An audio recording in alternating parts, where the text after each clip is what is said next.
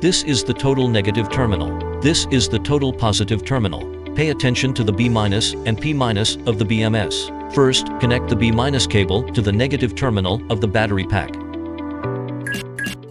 The first black cable connects to the total negative terminal. The second cable connects to the positive terminal of the first string of batteries. Then connect sequentially. During the welding process, don't insert the sampling cables into the BMS. Secure again.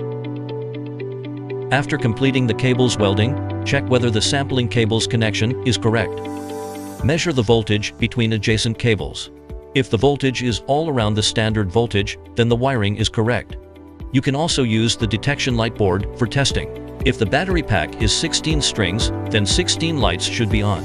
Third, wire sequence testing equipment can also be used for detection. Before connecting the BMS, insert the NTC cable into the NTC-A port. Connect the B- of the BMS to the total negative terminal of the battery pack.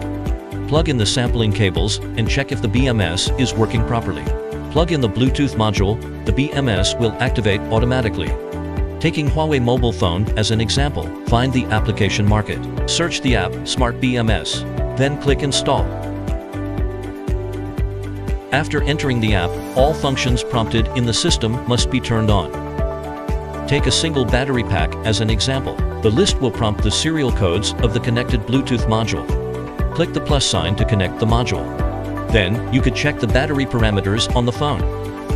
When charged for the first time, charge the battery until the single battery voltage exceeds the standard to trigger the second level alarm. The battery pack capacity will automatically calibrate to 100%. The initial password is 123456.